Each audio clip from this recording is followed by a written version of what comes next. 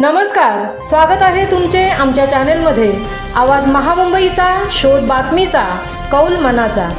चला तर मग आमचे चॅनेल शेअर करा, लाईक करा आणि सबस्क्राईब करा।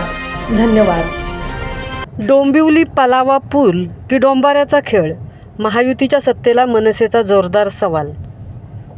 पलावा पुलाचे लोकार्पण होऊन अवघा महिनाही लोटत नाही, तोच पुलावर खड्ड्यांचे साम्राज्य पाहायला मिळत आहे।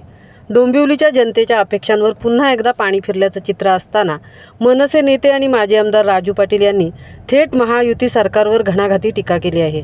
हे काय पाणी अडवा पाणी जिरवाचे प्रात्यक्षिक आहे का, असा उपरोधिक सवाल करत महाराष्ट्र नवनिर्माण सेनेचे नेते राजू पाटील यांनी म्हटले की डोंबाऱ्याचा खेळ चाललाय आणि पुलाच्या गुणवत्तेच्या नावाने ढोल वाजवलाय।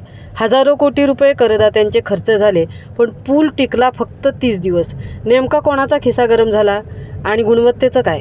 ते पुढे म्हणाले की डोंबिवलीच्या विकासाला ग्रहण लावणारा चांदभाई कोण आहे हे सगळ्यांनाच माहीत आहे, पण अजूनही कोणी त्याचं नाव घेत नाही। आता तरी त्या नावाचा उल्लेख करा, नाहीतर चुपचाप पलावा पुलाच्या खड्ड्यात आपली जबाबदारीही टाका। महाराष्ट्र नवनिर्माण सेनेचे नेते राजू पाटील यांनी या प्रकरणात तातडीने ऑडिट करण्याची मागणी केली आहे। उत्तर द्या, या पुलाच्या निकृष्ट कामासाठी कोण जबाबदार, अधिकारी की ठेकेदार? त्यांच्यावर कारवाई कधी होणार, असा सवाल करत त्यांनी महायुतीतील जुन्या सहकाऱ्यांनाही लक्ष केलं। 25-30 वर्ष तुम्ही सत्तेचे भागीदार होता, आता तरी या पापात भागीदार होण्यापासून स्वतःला वाचवायचं असेल तर चांदभाईंचं नाव घ्या आणि खरा दोषी जनतेसमोर आणा, असा खणखणीत इशारा देत राजू पाटील यांनी महायुती सरकारचे चांगलेच कान टोचले।